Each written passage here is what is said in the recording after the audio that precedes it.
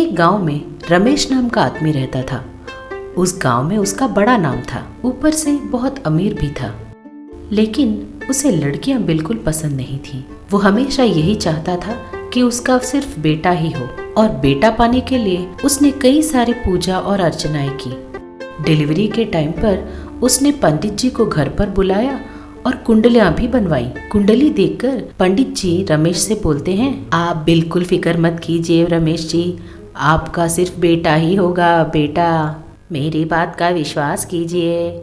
इस तरह बोलते हैं। तब रमेश बोलता है, आप सच बताइए पंडित जी, मेरा बेटा ही होगा ना? इस तरह रमेश फिर से पूछता है। तब वो पंडित जी बड़े कॉन्फिडेंस के साथ बोलते हैं, ये देखिए, आपको अभी तक मुझ पर विश्वास नहीं है। आपका तो सचमुच ही लड़का ही होगा। अगर नहीं हुआ तो यहीं खड़े खड़े मैं अपनी जीभ काट लूंगा। इस तरह वो पंडित जी बड़े कॉन्फिडेंट के साथ बोलते हैं। तभी डिलीवरी करने वाली बूढ़ी औरत बाहर निकलकर बोलती है, बेटा, आपके जुड़वा बच्चे हुए हैं, एक लड़का और एक लड़की। इस तरह वो बूढ़ी औरत बोलती है। ये बात सुनते ही रमेश और पंडित जी दोनों दंग रह जाते हैं। बेटी के पैदा होने की खबर सुनते ही रमेश बहुत दुखी हो जाता है। पंडित जी गलत भविष्यवाणी करने के कारण पंडित जी पर उसको बहुत गुस्सा आता है और उस बुढ़िया औरत से कहता है, माँ जी, जरा वो चाकू तो ले आइए। इस तरह वो गुस्से से बोलता है। ये बात सुनते ही पंडित जी बहुत डर जाते हैं और कांपते हुए बोलता है, अरे बेटा, अभी चाकू की क्या जरूरत? मैंने तो यूं ही बोल दिया था कि मैं अपनी जीभ काट लूंगा। कहीं सचमुच मेरी जीभ तो नहीं काट दोगे तुम? वैसे भी मेरी भविष्यवाणी में आधी बात तो सच ही निकली ना। इस तरह वो डरते डरते बोलता है। ये बात सुनकर रमेश गुस्से से बोलता है, अच्छा, तो फिर मैं तेरी आधी जीभ काट देता हूँ। रमेश इस तरह बोलता है। ये बात सुनते ही पंडित जी वहाँ से गायब हो जाते हैं। इस तरह कई दिन बीत जाते हैं। रमेश के बेटा और बेटी दोनों थोड़े बड़े हो जाते हैं। रमेश को बेटी से ज्यादा बेटा प्यारा था, इसीलिए वो हमेशा अपने बेटे को ही ज्यादा इम्पोर्टेंस देता था। एक दिन रमेश का बेटा रमेश के पास आकर अपने एमसेट के रिजल्ट्स दिखाता है। उन्हें दिखाते हुए कहता है, पिताजी, ये रहे मेरे एमसेट के रिजल्ट्स। इस तरह बोलता है। उसके रिजल्ट्स देखकर रमेश दंग रह जाता है और अपने बेटे से बोलता है, अरे बेटा, ये क्या है? ये एमसेट का रैंक है या तुम्हारे दोस्त का फोन नंबर? इतना लंबा है।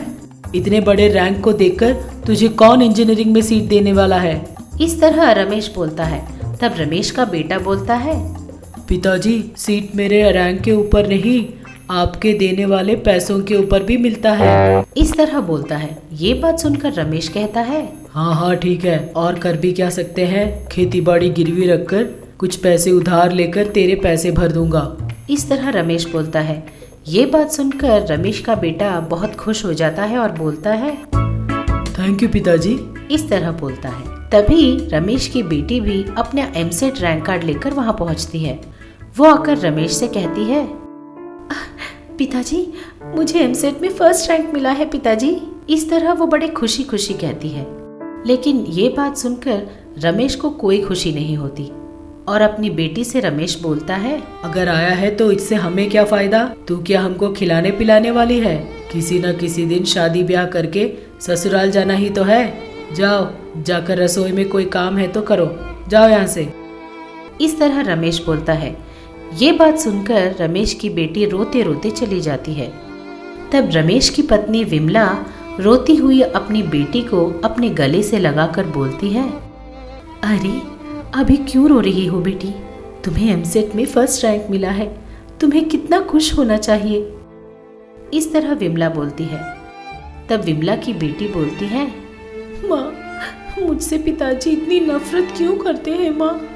भैया फेल भी हो जाते हैं तो उनसे प्यार से बात करते हैं, लेकिन मुझे फर्स्ट रैंक मिला तब भी मुझे प्रशंसा नहीं करते। इस तरह वो रोते रोते बोलती है। तब विमला अपनी बेटी को चुप कराते हुए बोलती है,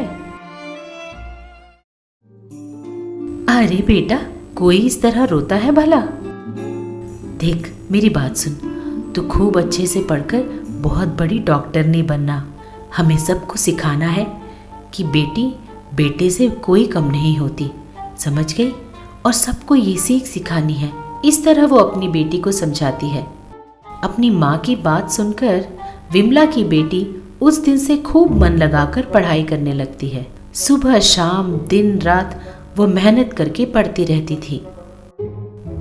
लेकिन इधर बेटा अपने पिता के लाड प्यार की वजह से बिगड़ जाता है और बैटिंग और ताश जैसे खेलों में अपना समय बर्बाद करके खूब बिगड़ जाता है। एक दिन रमेश के घर बहुत सारे लोग आते हैं और बोलते हैं कि उसके बेटे ने बैटिंग के पैसे दिए बिना वहां से भाग गया है। वो लोग रमेश से झगड़ते हुए बोलते हैं, अरे रमेश, कहाँ है तेरा बेटा? पता है मेरे बैटिंग के पैसे लेकर उड़ गया है और कई दिनों से दिख भी नहीं रहा। आज वो पैसे लिए बिना हम यहाँ से कहीं नहीं जाएंगे। इस तरह वो लोग बड़े गुस्से से बोलते हैं। उनकी बात सुनकर रमेश उन्हें समझाते हुए कहता है, भाई साहब देखिए, इस गांव में मेरा बहुत अच्छा नाम है। मेरी इज्जत मिट्टी में मत मिलाइए भाई साहब। आपके पैसे मैं पूरे के पूरे 2 दिनों में लौटा दूंगा भाई साहब। इस तरह वो समझाने लगता है। तभी वहीं पर खड़ा दूसरा आदमी बोलता है, अरे ओ भाई, तुम लोग क्या अपना वादा कभी निभाते भी हो? अभी 2 दिनों पहले जब मैं आया था तो तुमने कहा था कि मेरे पैसे 2 दिनों में लौटा दोगे, लेकिन अब उसका तो कोई पता ठिकाना भी नहीं है। ऐसा अब और नहीं चलेगा। ओए जाओ, अंदर जाओ और कोई ना कोई सामान उठा लाओ। इस तरह वो आदमी बोलता है तो उसके आदमी घर के अंदर जाकर एक एक सामान लेकर बाहर आते रहते हैं और बेचारा रमेश उनसे याचना करता रहता है, भाई साहब मैं आपके हाथ जोड़ता हूँ, पैर पड़ता हूँ, मेरी इज्जत का ख्याल कीजिए। तभी वहाँ उसकी डॉक्टर बिटिया पहुँचती है। उन सब के पैसे उन्हें लौटाकर रमेश की इज्जत बचाती है और उन लोगों से कहती है, ये रहे आपके पैसे, फिर कभी हमारे घर की तरफ भटकना भी मत। इस तरह बोलकर उन्हें वहाँ से भगा देती है और जाकर अपने पिता से कहती है, आप दुखी मत होइए पिताजी, भैया जहाँ पर भी हो मैं उन्हें ढूंढ कर लाऊंगी और उनमें बदलाव लाऊंगी। इस तरह बोलती है। अपनी बेटी की बात सुनकर रमेश दुखी होता है और वो याद करता है कि किस तरह उसने अपनी बेटी से दुर्व्यवहार किया था और हमेशा उसे अपने प्यार से दूर रखा था, और अपनी बेटी से कहता है, मैं इतने दिनों से समझता था कि हमेशा बेटा ही बेटी से ऊपर होता है, लेकिन बेटा तूने मेरी आंखें खोल दी कि दोनों एक समान होते हैं।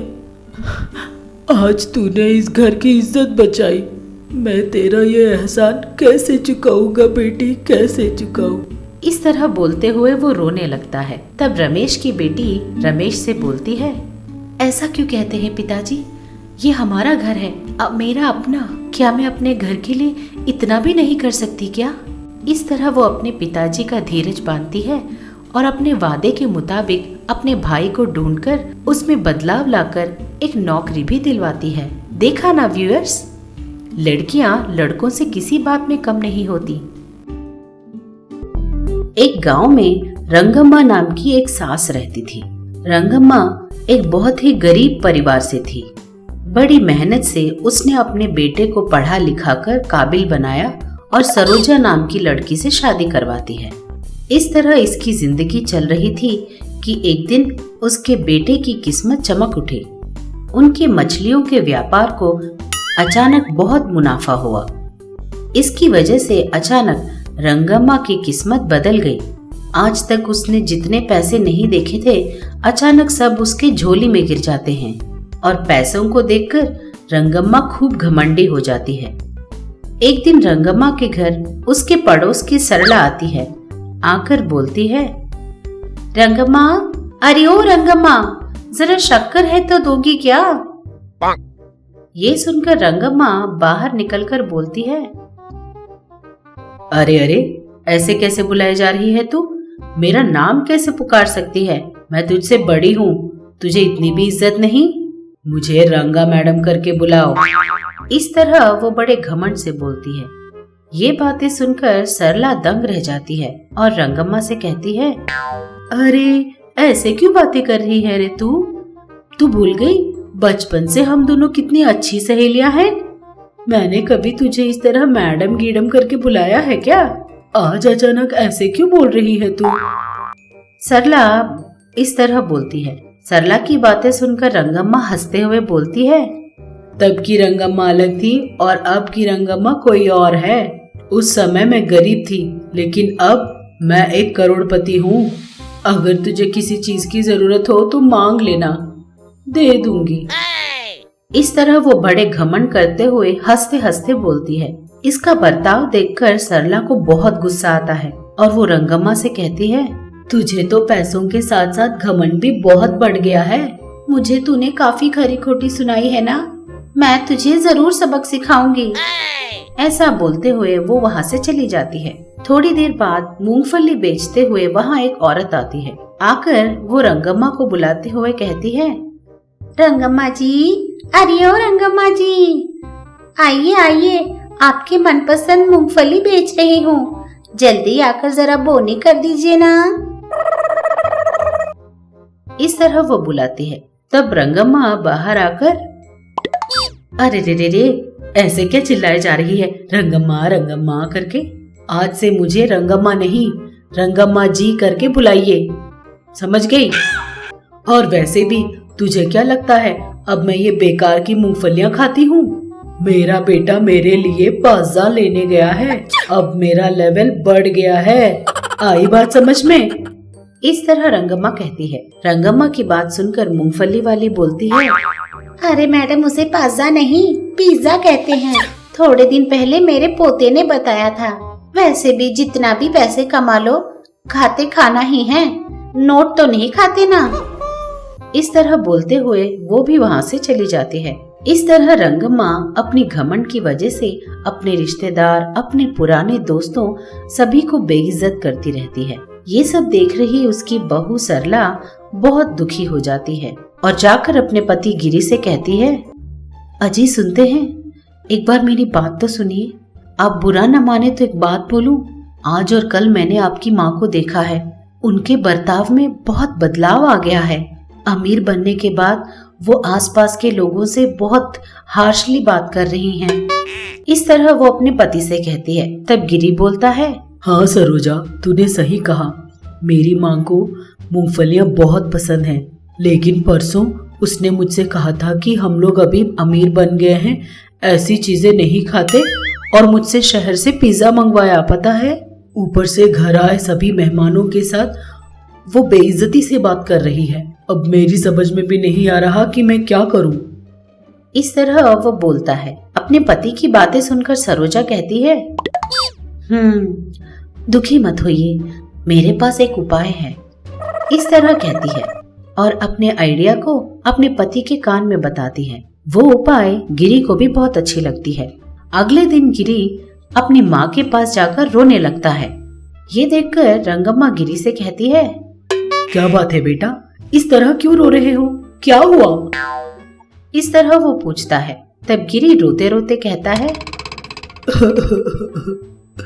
क्या बताऊं माँ, हमने जो दवाई मछलियों के लिए छिड़की थी ना, उससे वो लोग बड़े नहीं हुए। उस दवाई की वजह से उनका भला नहीं बुरा हो गया, सारी मछलियां मर गई माँ। मैंने बाहर से उधार लेकर वो दवाई खरीद कर छिड़की थी। अब मेरी समझ में नहीं आ रहा कि मैं उधार कैसे चुकाऊं। अब मैं क्या करूं माँ, मेरी कुछ समझ में नहीं आ रहा। इस तरह वो रोते रोते अपनी माँ से सारी बात बताता है। ये बात सुनकर रंगम्मा दंग रह जाती है। तब सरोजा वहाँ पहुंचकर बोलती है, अरे रे, अब दुखी मत होइए, हम दोनों जाकर किसी न किसी के घर में नौकरियां कर लेंगे और आपका उधार चुका देंगे। अगर जरूरत पड़ी तो मैं और सासू माँ आसपास के घरों में साफ सफाई का काम भी करने को तैयार हैं। क्यों मैं ठीक कह रही हूँ ना सासू माँ? इस तरह वो बोलती है। ये बात सुनकर रंगम्मा हक्की बक्की रह जाती है और वो याद करती है कि पैसों के घमंड की वजह से उसने अपने आसपास के लोगों और दोस्तों का किस तरह अपमान किया था। अपना बर्ताव याद करके रंगम्मा रोते रोते अपने बहू बेटी से बोलती है, अरे अरे रे, ये मैंने क्या कर दिया। पैसों के घमंड में मैंने सबसे बड़े अवमानित तरीके से बात किया था। अब मैं उन लोगों से फिर से किस तरह पहले की जैसा बात करूं। अरे रे, मैंने अपनी बचपन की सहेली को भी बहुत अपमानित किया था ना। अब मैं उन लोगों के सामने किस मुंह से जाऊं बेटा।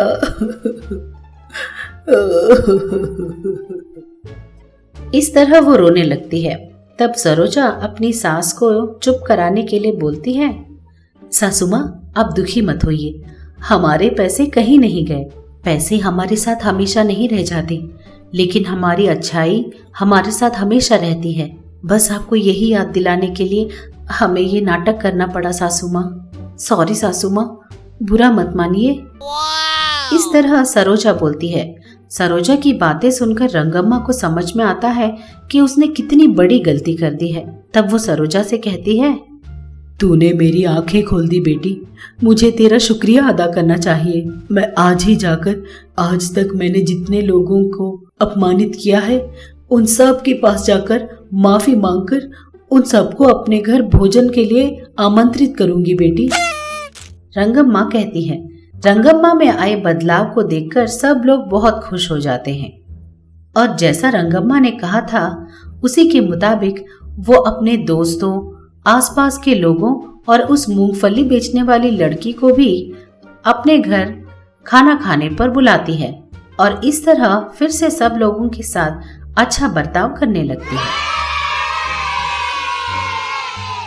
ये एपिसोड भी आपको पसंद आया ना? फिर देर किस बात की, अभी हमारे चैनल को सब्सक्राइब कीजिए, घंटी भी जरूर बजाइएगा। इस एपिसोड में आपको जो अच्छा लगा नीचे कमेंट में लिखिए। आप लोगों के मुंह से आहा कहलवाने वाले और भी वीडियोस के लिए देखते ही रहिएगा आहा टीवी।